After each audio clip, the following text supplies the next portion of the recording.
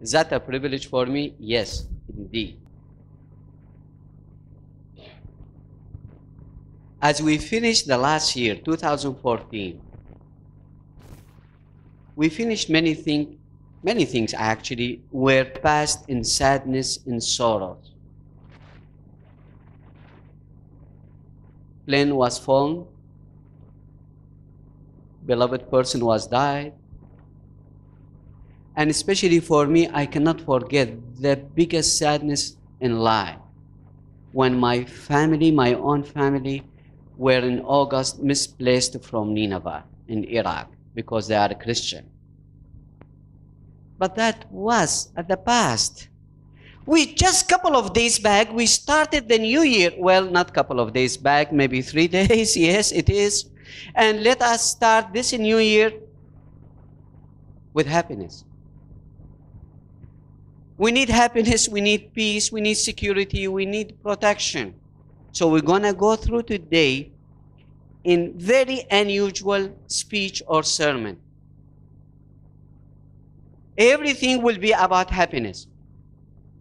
But before we're going to start, I would like to pray that God will guide me and guide us to understand His word.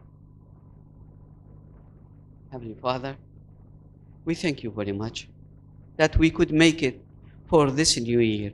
We thank you very much that we could make it for this Sabbath. We thank you very much for everything that you have done for us, and we would like to thank you and urge you that we will be able to make it through you and with you to your heavenly kingdom. Be with us, protect us, and guide us. In your name I'm praying. Amen.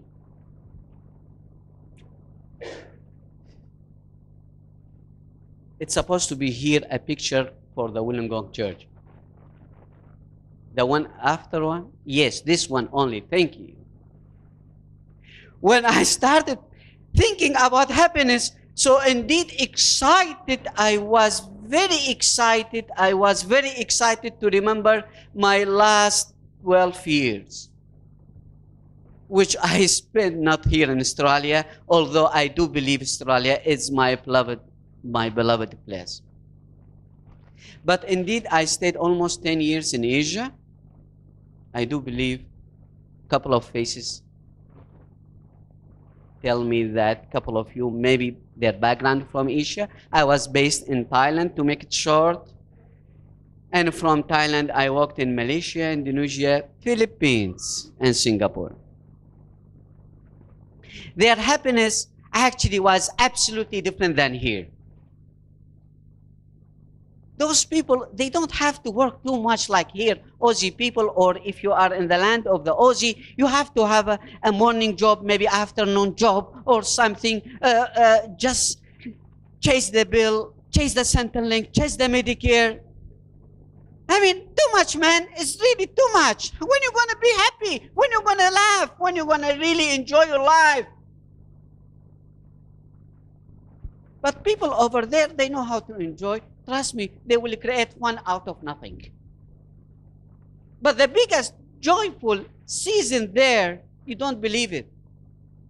Over 95% of the population in Thailand is Buddhist. But do you believe they enjoy Christmas, they enjoy New Year more than us as a Christian? Trust me, they enjoy that. I'm not exaggerating. Trust me, they enjoy these places, these seasons, more than us here in Australia.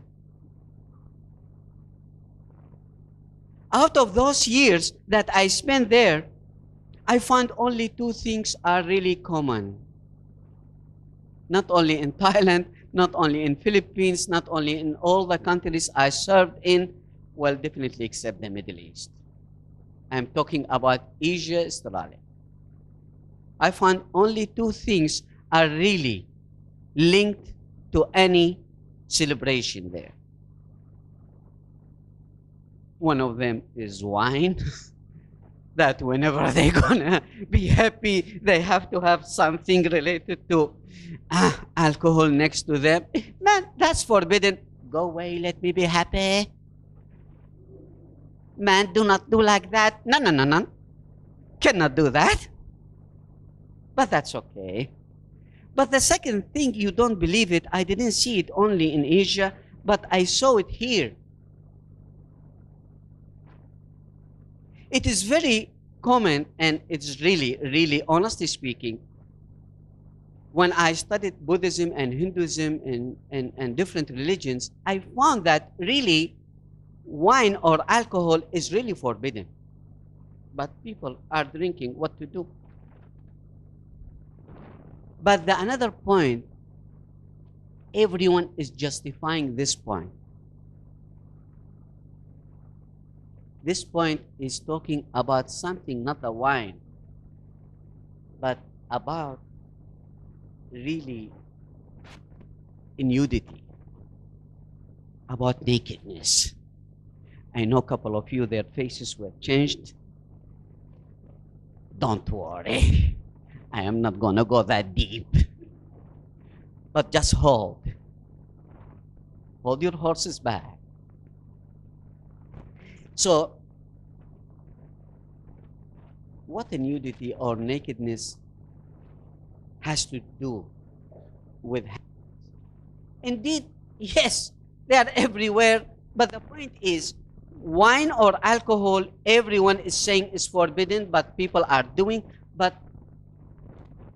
who have seen or who have read something related to nudity is forbidden? Except in the Bible. Yes, I know you will be shocked, but today I'm going to really link or engage our nudity with the biblical nudity. To go further, we have to understand what does that mean to be naked.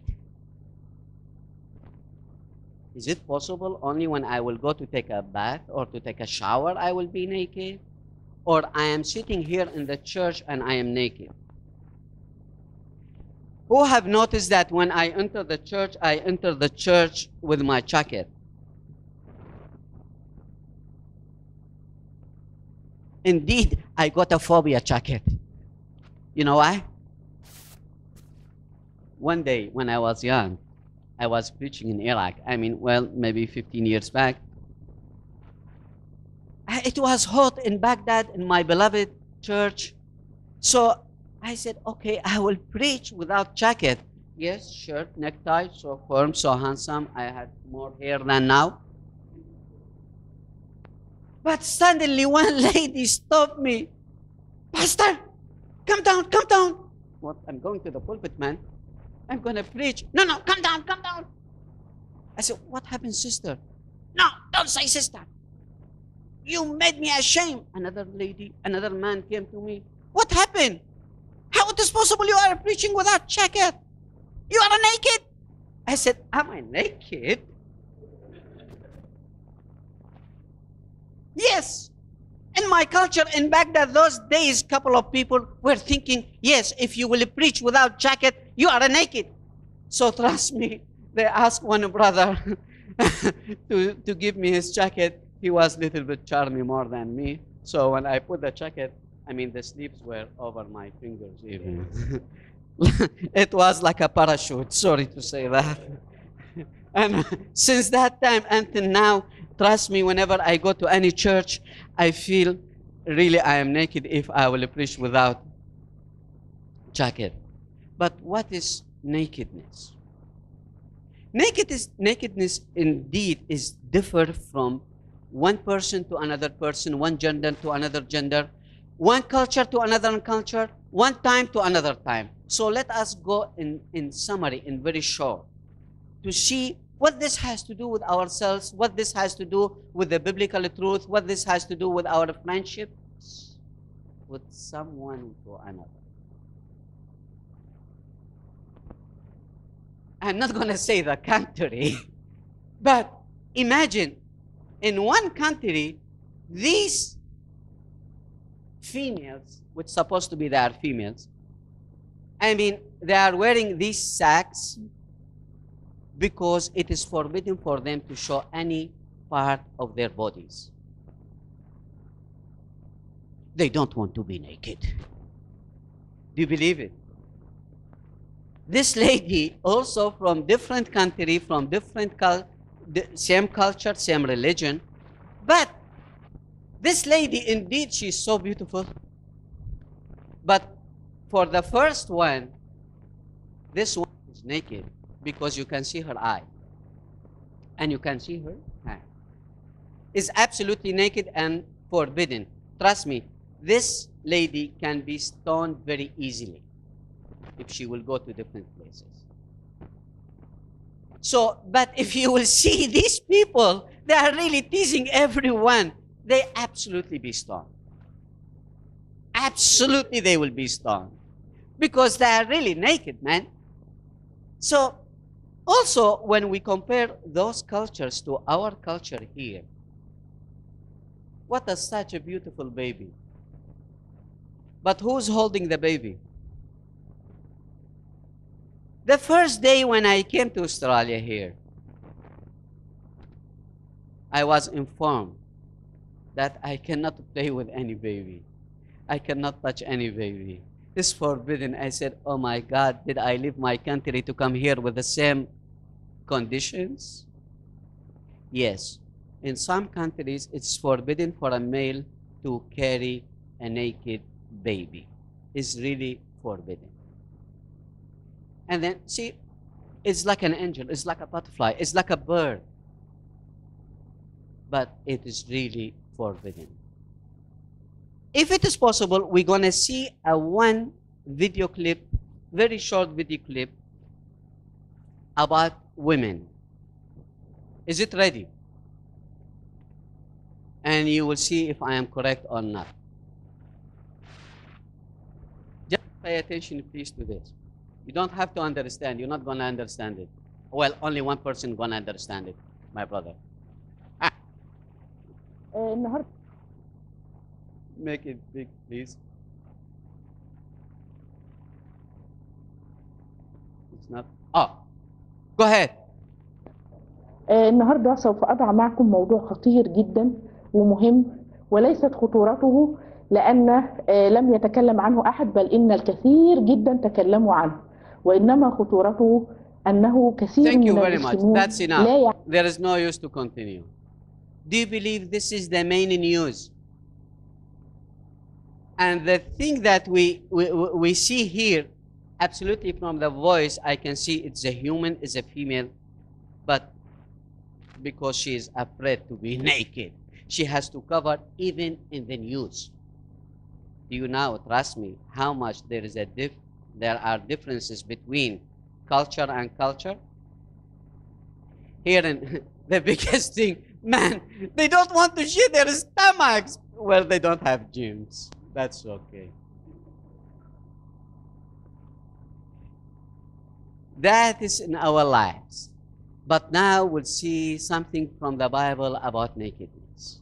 We're going to justify that. As I said, please, brothers and sisters, do not misunderstand me with any word. But keep listening to the end, that you will understand what God is saying about nakedness. In Luke chapter 10, verses 30 to 35, it is very, very, very famous parable when Jesus says about the Samaritan man, who is the helper. We teach this to our kids while they are 1 year, less than 1 year. If we're going to read its long story, then Jesus answered and said, a certain man went down from Jerusalem to Jericho and fell among thieves, who stripped him of his clothing, wounded him, and departed, leaving him half dead.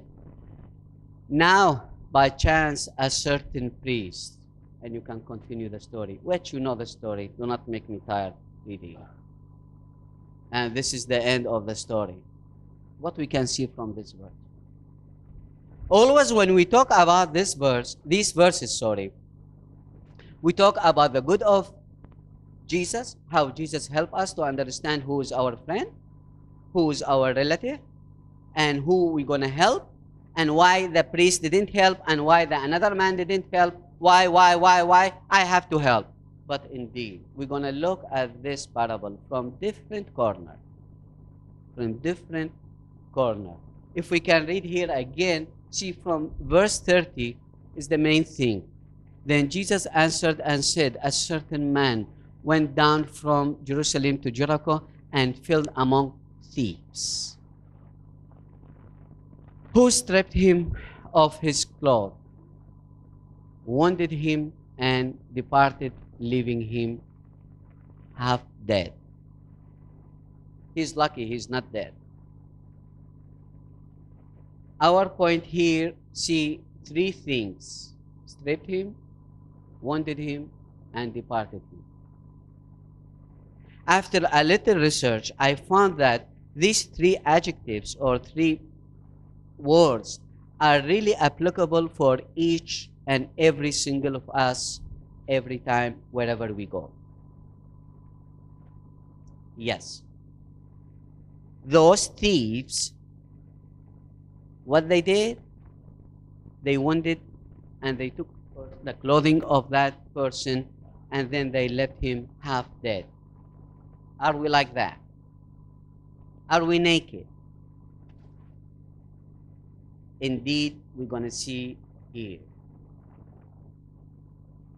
First, for those who don't know where is Jerusalem and where is Jericho, let me say this is the map of Middle East, and here the Red Sea, Egypt, Lebanon, and Syria, Jordan, Palestine, Israel, or whatever. There is Jerusalem. And here we can see also that's Bethlehem, and here Jericho, and here Jerusalem. Man, why Jesus chose to say Jerusalem and Jericho, to compare Jerusalem and Jericho? Indeed, that guy was passing, definitely not like this path, but it was a narrow path, it's a shortcut going from Jerusalem to Jericho. Indeed, I do believe that Jesus Christ intentionally chose Jericho and Jerusalem. Jerusalem, it is really well known as a place of all the prophets, or let me say it is well known for the temple of God, the worship, the Pharisees, the schools, the everything good in spirituality. Everything in spirituality, you can find it in Jerusalem. But in Jericho, the Bible says even Rahab, the prostitute, came from Jericho. It doesn't mean all people who were living in Jericho were bad, but at least we can understand that there was more temptation in Jericho than Jerusalem. My question is, why this guy wanted to go down from Jerusalem to Jericho? Is it about temptation? Is it about love? Is it about freedom? This is two years and 1 month I'm here in Australia serving, definitely for the second coming in Australia. Until now, when I say I was serving in Thailand, people will step back. Thailand! The place of massage, the place of, man, what do you mean? I graduated in theology in very good university, SDA University. And I served there in the churches. No. That's Thailand. It's stereotyping. It's stereotyping. Let us move forward. That is Jerusalem and Jericho. We understood the differences, in summary. Now here, do you agree with me? This is our temptation. Do you remember when I started? I started with happiness. Happiness, hey, everyone will be happy. But what is attached to happiness? 2 points. One, is alcohol, which is forbidden, but they still drink it. But the another one they would like to justify it is nudity or nakedness. Who have been tempted? You don't have to answer. And if I will ask who haven't been tempted to say the truth, I am the one who's going to feel shy. Because I am the first one who is every day tempted in everything. We are human. Temptation is really big and Satan is really working hard to us. But here, so after you understand what the differences between Jerusalem and Jericho are, where do you want to be? That's the question. Where do you want to be?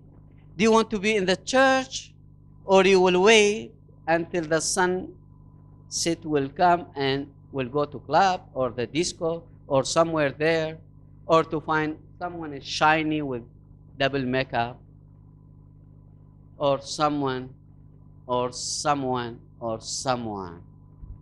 So where would like to go? Where would like to be? What we would like to do? Are we going to choose Jerusalem, or are we going to choose Jericho? That is up to each one of us. Guys, if you would say Jerusalem, and I would say Jerusalem, I will tell you something. You don't believe it. I wrote it here. Worship God never by force nor by choice. Now, many of you will not understand that. It's wrong. Many of you will say that's wrong, which is indeed grammatically is wrong, but in meaning is correct. Because you cannot force someone to worship. You cannot force someone to follow God. And also you cannot give the choice for a person to worship. You will say, no, it is by my choice. Either I will go to Jerusalem or to Jericho. I will say, I'm sorry, you are wrong. It's not by choice. It's by willingness. You know why? Maybe you agree with me, definitely. Worship is not by force, so we're not going to discuss it. But by choice, for me, I'm not only a pastor, I'm also a university teacher or high school teacher, which I worked in a couple of universities. If my student in the class will not be able to answer the question, like a multiple choice question, my student will choose any one of them. It doesn't matter. At least we'll get a mark. So is that fullness? Does that mean my student knows the answer? No, no, no, no. That is impossible. So it is not by force, neither by choice. Here we are again, all of us, we have these three things that we got it from the parable. We are naked, wounded, and lonely.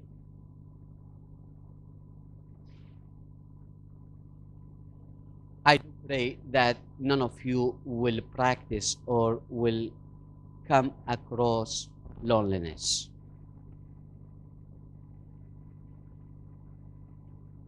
Everyone in this world will be happy if this person will graduate. I graduated with a couple of degrees. Do you believe I was there in the graduation ceremony in the church alone? I needed only a one to stand with me. I couldn't find. When I looked at my friends, all of them with family members, relatives, friends, only me was standing alone. I didn't have anyone because everyone is busy with someone else. So remember, the thieves left that person half dead, lonely. As I mentioned, if I will go to dictionary to not make it long, I found the definition of naked being without clothing. Nudity. That's the dictionary meaning. Another dictionary gave me without adequate clothing. Without adequate clothing. That's the dictionary meaning. But indeed, it is not about the dictionary meaning. What is the Bible is saying is more than the dictionary meaning. It's not about the dictionary meaning. It's about how do I feel? Am I naked? Indeed. Now I am naked. Yes.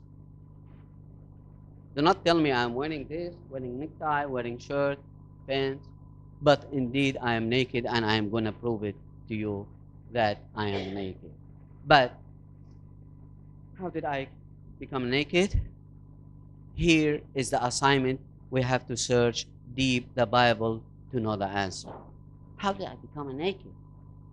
Am I naked? Yes, I am. But indeed, look at me. No. Even my shirt is, you cannot see through. But I am a naked. But how did I become a naked? Here we have to search the Bible. In Ezekiel 16:39, it is written here clearly, I will also give you into their hand, and they shall throw down your shrines and break down your high places. They shall also strip you from your clothes. It means take out your clothes. It means leave you naked. Take your beautiful jewelry and leave you naked and bare. Who haven't used Microsoft Word? Thank you. At least we have a couple of people, maybe more than 2, 3, haven't used Microsoft Word. But usually, in general, Microsoft Word, the printing program, typing program, sorry, in the computer, when you write a word, straight away, right-click, and you will give you the synonym of that word. But indeed, I searched all the dictionaries everywhere, all the encyclopedias. I found that naked is a synonym of bare, or bare is a synonym of naked. But why God here wrote both of them? Did he do a mistake? Did God do a mistake? Or the Holy Spirit wasn't that powerful when he inspired Ezekiel to write this? Indeed, God is a perfect God, is a living God. God didn't do a mistake. God showed us from the beginning his plan. And let me explain this puzzle here. Naked and bare. Naked, we born by nature naked. And we're going to see it also in different verses. We have been born by nature naked. I came from my mother without clothes, I'm sure. Naked. But bare is my choice to make myself naked. See the difference? First one, I don't have any choice with it. But the second one, yes, I am doing that for myself. Wherever you go, you will see, I mean, in every Christian house, place of worship, or anywhere, picture of Jesus Christ crucified on the cross. And if you will ask any Adventist person, especially Adventist person, how are you going to be saved? By the blood of Jesus! Which is very correct. But is it enough? By the way, maybe you don't know this information. This point, do you believe the artist draw Jesus like that? We don't believe in pictures, definitely. But this is only an illustration. Do you believe the Bible didn't say that Jesus was crucified with any piece of cloth, but to cover the shame of that point? We are accepting this, but indeed, he was crucified Go search the Bible, read it carefully, and you will see he was crucified naked. You know why? Because he didn't only die for us. He didn't only shed his blood, but he accepted the nakedness for us to be covered. He covered us with his nakedness. Read it carefully from the Bible. These pictures here are really, really sad picture. This is not a Photoshop. And I'm sorry I'm putting this picture here in the church. There's nothing wrong. For my understanding, there's nothing wrong. Remember when I told you that my family was misplaced, kicked out from Nineveh? I am blessed and my family is blessed, for they didn't die or they didn't harm themselves. But usually for those extremists who found any Christian, especially females, they would torture them, they would rape them, and they will kill them. This picture is the real picture, is not from Holocaust, it's from the Armenian or Christians genocide in First World War. North of Iraq, south of Turkey. They killed more than 1.5 million Christian, Orthodox, Catholic, Protestant, whoever, just because they are Christian. And you know these girls? They could be saved. They could be alive at those days. And they could really be protected if they will only deny their faiths. As my family, they told them, either you will be out or you will be converted to another religion. Otherwise, you will be killed. Those girls, and we have hundreds of them, not only this number, they decided to be naked, to be raped, to be tortured, to be in a place, this shameful place. But they decided not to betray Jesus Christ. What a wonderful faith.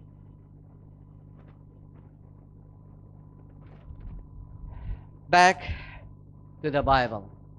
From Adam, if you will understand, if we would like to understand in a very simple way, nakedness in the Bible, we'll see from Adam, Genesis 2:25, the two of them, he's talking about Adam and Eve.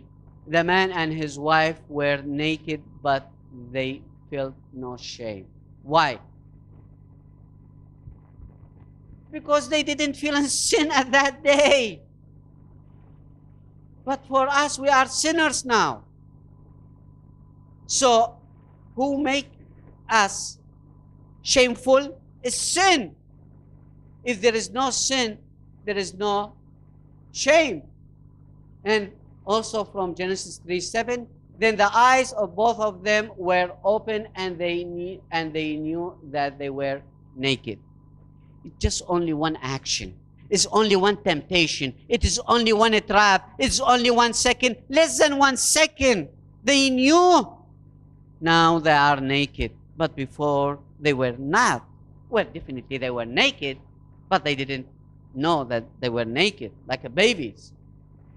In 3:10, then the Lord God called to Adam and said to him, "Where are you?" So he said, "I heard your voice in the garden, and I was afraid because I was naked." Who told you you are naked, man? Because of sin. Adam was naked because of sin. Now, I am Waleed Fadoo standing in front of you naked because I am a sinner. Now you understand why I said I am naked? If we're going to go from the Garden of Eden to the cross, in Isaiah 61:10, I will greatly rejoice in the Lord. My soul shall be joyful in my God, for he has clothed me. In Genesis 3, after Adam and Eve have sinned, what God did, he slaughtered the lamb, crucified the lamb, and he brought the skin to cover them, to cover their shame. And then with a garment, God only can clothe me. Not the market, not Woolworth, not Centrelink, not. No. It's only God can clothe me. And then clothe me with what? With the garment of salvation. He covered me. He's not only clothed me, but He has covered me. Again, in Ezekiel 16:8, when I passed by you again and I looked upon you, indeed your time was the time of love. The little baby became a teenager and the teenager became ready to get married. You understand it? I spread my wing over you and covered your nakedness. Who's talking? God, the only one who can cover us. Yes, I swore an oath to you and entered into a covenant with you, and you became mine. Only God. Remember in John, the first chapter of John, he said, to his own he comes, but unfortunately his own disowned him. But now if we will be covered by God, by His garment of salvation, see here, God says, and you became mine, says the Lord, not Waleed, not someone else. Only if we will be covered by the garment or the clothes from God. If we say that we have no sin, we deceive ourselves, and the truth is not in us. Who is without sin? The tongue can speak anything, but we cannot deny it. We cannot hide it from God. All of us, we are sinners, so all of us, we need it. If we confess our sin, He is faithful and just to forgive us our sins, and He will clean us from everything. Couple of verses more. So what do you want to do? So what do you want to say?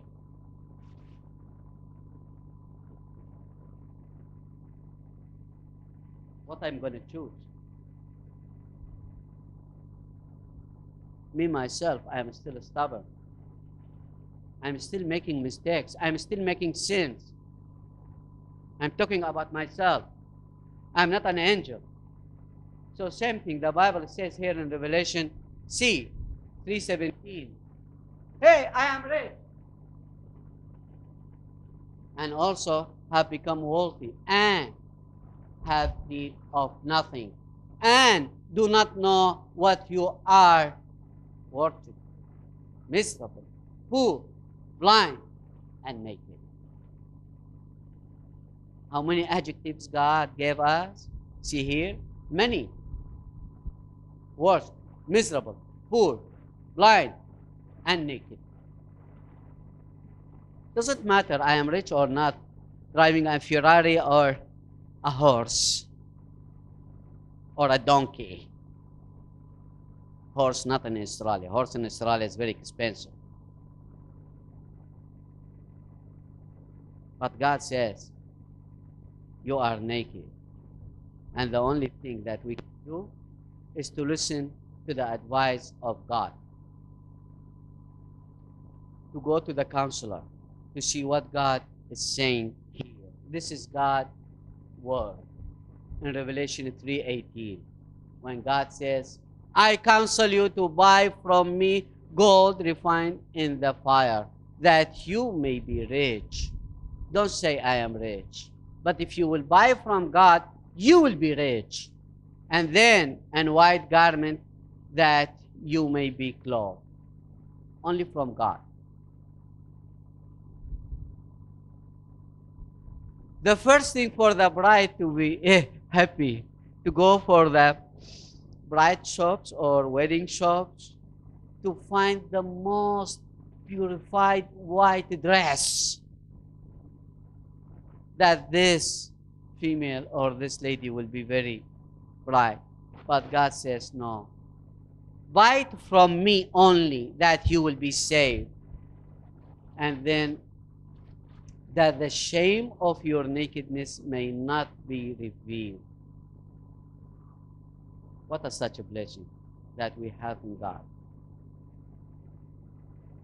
I wish this will make a difference or will put a note in each one of us that nakedness is not related to physical nakedness.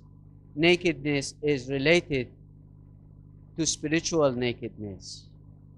Physical nakedness is nothing. Soil to the soil, dust to the dust.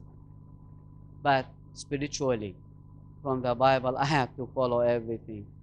It's not about my clothing, it's about my heart to be not naked, my soul to be not naked. Here is the picture of this angel. This angel is naked, but see what kind of a smile he is smiling to you. Would you mind to smile back to him or to her? Thank you very much, brother and sister. And now it's time for us for the closing hymn.